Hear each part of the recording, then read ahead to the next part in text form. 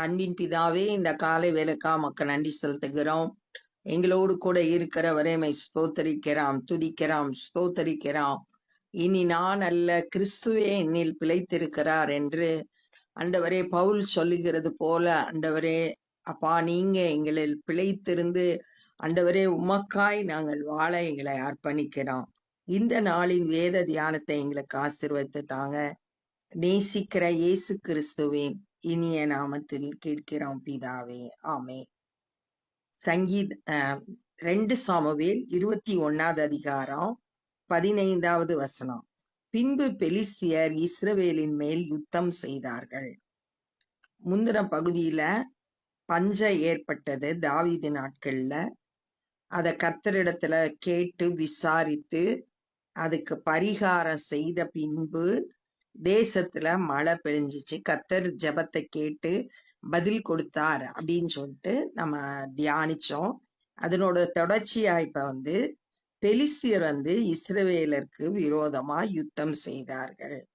அப்பொழுது தாவீதும் அவனோடு கூட அவன் சேவகரும் போய் பெலிஸ்தியரோடு யுத்தம் பண்ணினார்கள்.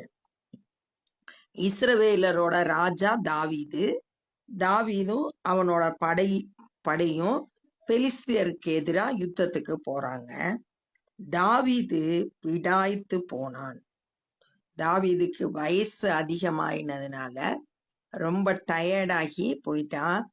தாவீது விடாய்த்து போனான். அப்பொழுது 300 சேக்கல் நிறை வெண்கலமான ஈட்டியை பிடிக்கிறவனும் புது பட்டயத்தை அறையிலே கட்டி கொண்டவனுமான இஸ்பிபேனோப் என்னும் ராட்சத புத்திரரில் ஒருவன் தாவீதை வெட்ட வேண்டும் என்று இருந்தான். ஒரு ராட்சத புத்திரன் அப்படின்னு சொல்லியிருக்கு. ரொம்ப கோலியாத்து மாதிரி ராட்சத புத்திரன் ஒருத்தன் இருக்கான். அவன் கையில பிடிச்சிருந்த ஈட்டி 300 சேக்கல் எடை உள்ள வெங்கலத்துல செய்யப்பட்டது. புது பட்டயத்தை வச்சிருந்தான். அவனோட நோக்கம் எல்லாம் தாவீத வெட்டணும், அழிச்சிடணும் அப்படின்னு சொல்லிட்டு இருக்கிறான். செரியாவின் குமாரனாகிய அபிசாய் யோவாப்போட சகோதரன். யோவாப்பும் அபிசாயும் தாவீதோட யுத்தம் நடத்தும் போது 2 பிரிவா பிரிச்சு போர் சேவர்களை முன்னின்று நடத்துகிற தலைவர்கள்ல யோவாப்பும் அவனோட சகோதரனான அபிசாயும் ஒருத்தர். இந்த அபிசா ராஜாவுக்கு உதவியாக ஏன்னா ராஜா விடாய்த்து போயிருக்கிறான். அதனால இவன் உதவியா பெலிஸ்தியனை வெட்டி கொன்று போட்டான். அப்பொழுது தாவீதின் மனுஷர், இஸ்ரவேலின் விளக்கு அணைந்து போகாதபடிக்கு நீர் இனி எங்களோடு யுத்தத்திற்கு புறப்பட வேண்டாம் என்று அவனுக்கு ஆணையிட்டு சொன்னார்கள். தாவீதின் மனுஷர், தாவீதோட ஜனங்கள், இஸ்ரவேல் மக்கள், எங்களோட விளக்கு நீங்க தான், நீங்க அணைந்து போயிடக்கூடாது, மரித்து போயிடக்கூடாது, அதனால நீ இனிமேல் யுத்தத்துக்கு வர வேண்டாம் அப்படின்னு சொல்லிட்டு ரொம்ப நேசித்து அவனை பாதுகாக்கும்படியா நீ இனி யுத்தத்துக்கு வர வேண்டாம்னு சொல்றாங்க. அவன் விடாய்த்து போயிருந்ததுனால இவங்க இப்படி சொல்றாங்க. அதற்கு பின்பு பெலிஸ்தியரோடு திரும்பவும் கோபியிலே யுத்தம் நடந்தது. இப்ப அடுத்த யுத்தம் பெலிஸ்தியர் வந்துட்டாங்க. ஒரு யுத்தத்துல ஒரு ராட்சதன் ஒருத்தனை வெட்டினாங்க. இப்ப அடுத்து திரும்ப கோபியிலே யுத்தம் நடந்தது. ஊசாத்தியனாகிய சீபேகாய் ராட்சத சந்ததியான சாப்பை வெட்டி போட்டான். இப்ப இன்னொரு ராட்சசன், அவன் பேரு சாப்பு, அவனை சீபேகாயின்றவன் வெட்டி போட்டான். பெலிஸ்தியரோடு இன்னும் வேறொரு யுத்தம் கோபியிலே உண்டான போது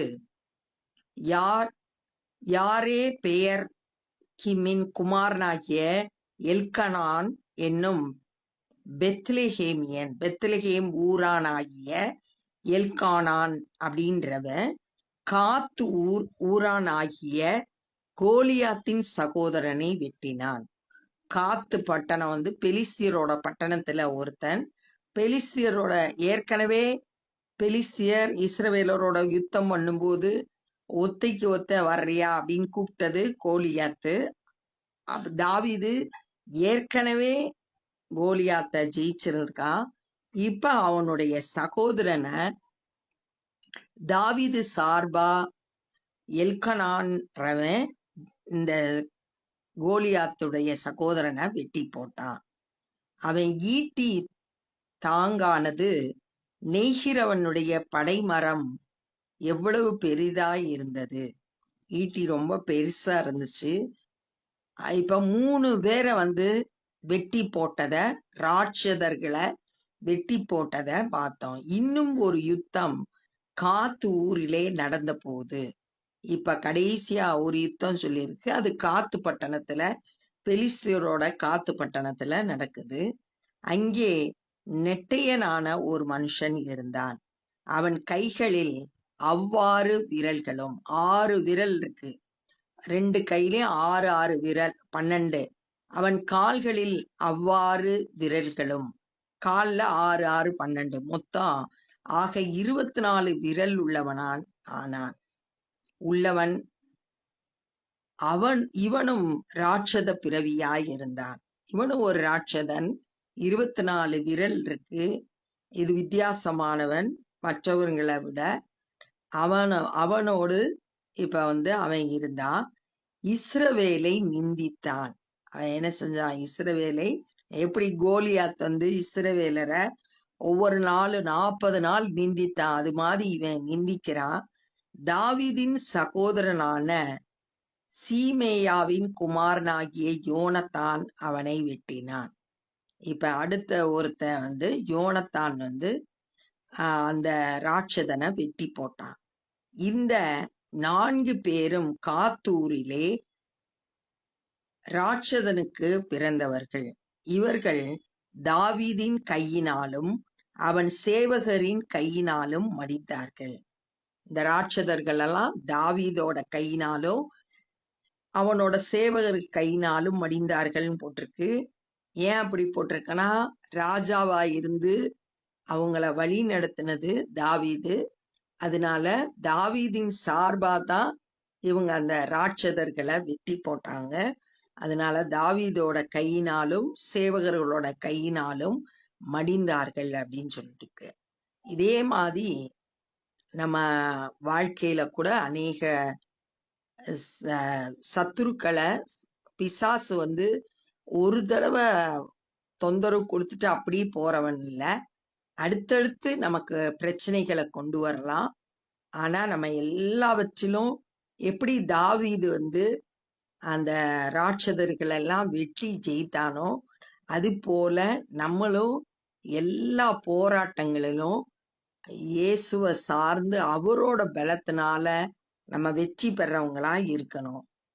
சங்கீதம் 3 கூட தாவீது அப்சலோமுக்கு பயந்து ஓடும்போது, என் சத்துருக்கள் எவ்வளவாய் பெருகி இருக்கிறார்கள், எனக்கு விரோதமாய் எழும்புகிறவர்கள் அநேகர் அப்படின்னு சொல்லிட்டு, கர்த்தாவே நீர் என் கேடகமும் என் மகிமையும் என் தலையை உயர்த்துகிறவரமாய் இருக்கிறீர் அப்படின்னு சொல்லிட்டு சொல்றார். அது மாதிரி நமக்கு கேடகம் கர்த்தர் தான். நம்மளை எல்லா தீமையில இருந்து அவர் பாதுகாப்பார். நமக்கு மகிமை அவர்தான் நம்மளுடைய சத்துருக்களுக்கு முன்பாக நம்ம தலையை உயர்த்துகிறவர். அதனால நம்ம பயப்பட வேண்டியதில்லை. கர்த்தர் நம்ம கூட இருக்காரு. எத்தனை பிரச்சனைகள் வந்தாலும் அது எல்லாவற்றிலும் ஜெயம் எடுக்க கர்த்தர் நம்மளை பலப்படுத்துவார். அப்ப இந்த நாள்ல நம்ம என்ன கற்றுக்கொண்டோம்னா, தாவீது இஸ்ரவேலின் ராஜாவா இருந்தா, அவனுக்கு எதிரா பெலிஸ்தியர் யுத்தத்துக்கு வந்தாங்க. அவன் விடாயித்து போயிருந்தான். முதல்ல ஒரு ராட்சதன் தாவீதை வெட்டணும்னு நினைச்சான். அபிஷாய் தாவீதுக்காக யுத்தம் பண்ணி அவனை வெட்டி போட்டான். அப்ப இஸ்ரவேல் மக்கள் தாவீதின் மேல் யுத்தத்துக்கு வர வேண்டாம், இஸ்ரவேலின் விளக்காய் இருக்கிற தாவீது அணைஞ்சு போகக்கூடாது அப்படின்னு சொல்லிட்டு எல்லாம் சொன்னாங்க. திரும்பவுமா பெலிஸ்தியர் யுத்தத்துக்கு வந்தாங்க. 2வது ராட்சதனான சாப்ப சீபேக்காயின்றவன் வெட்டி போட்டான். மூன்றாவது கோலியாத்தோட சகோதரன் வந்தான். அவன் ஒரு ராட்சதன். அவனை எல்கானான் அப்படின்ற பெத்லேயம் ஊரை சார்ந்தவன் வெட்டி போட்டான். நாலாவதாக திரும்ப நெட்டையனான ஒரு ராட்சதன் வந்தான். அவனுக்கு 24 கை கால்கள்ல விரல் இருந்துச்சு. அப்படிப்பட்ட ராட்சதன் இஸ்ரவேலை நிந்திச்சான். அவனை யோனத்தான்றவன் வெட்டி போட்டான். இப்படியா இஸ்ரவேலுக்கு எதிராக வந்த ராட்சதர்கள் எல்லாவற்றையும் தாவீது கையினாலும் அவன் சேவகர் கையாலும் மடிந்தார்கள் அப்படின்றத தியானிச்சோம். நம்மளும் எல்லா சத்துரு கொண்டு வருகிற போராட்டங்களிலும் தேவ பலத்தை சார்ந்து கொண்டு ஜெயம் பெற்றவர்களா காணப்படணும்.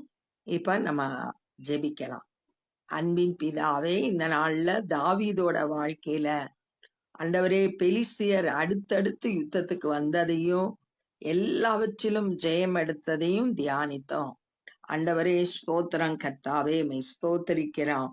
ஆண்டவரே, நாங்களும் கூட ஆண்டவரே பிசாசு கொண்டு வருகிற எல்லா போராட்டங்களிலும் உம்முடைய பலத்தை சார்ந்து ஜெயம் பெற்று உமக்கு சாட்சியாய் வாழ கிருபை செய்ய, எல்லா சத்ருடைய கிரியைகளையும் எங்களுக்கு விரோதமாய் செயல்படுகிற பிசாசின் வல்லமைகளையும் இயேசுவின் நாமத்தினால நாங்க சபித்து அப்புறப்படுத்துகிறோம். எல்லாவற்றிலும் நாங்க ஜெயம் பெற்றவர்களாய் வெற்றி சிறக்க பண்ணுகிறதற்காய் மக்கு நன்றி ஆண்டவரே. இந்த நாள்ல சுவிசேஷ பணி செய்கிற ஒவ்வொருவரையும் கரத்தில் எடுத்து பயன்படுத்துங்க. சத்தியத்தை அறிந்து விடுதலை பெற்றுக்கொள்ள கிருபை செய்யுங்க. நாங்களும் உடைய ராஜ்ய பணியிலே எங்களால் இயன்றதை செய்ய எங்களை ஒப்பு கொடுக்கிறோம். நேசிக்கிற இயேசு கிறிஸ்துவின் இனிய நாமத்தில் கேட்கிறோம் பிதாவே, ஆமென். என் ஆத்துமாவே கர்த்தரை ஸ்தோத்திரி, என் முழு உள்ளமே பரிசுத்த நாமத்தை ஸ்தோத்திரி. என் ஆத்துமாவே கர்த்தரை ஸ்தோத்திரி, கர்த்தர் செய்த சகல உபகாரங்களை மறவாதே. ஆமென். God bless you.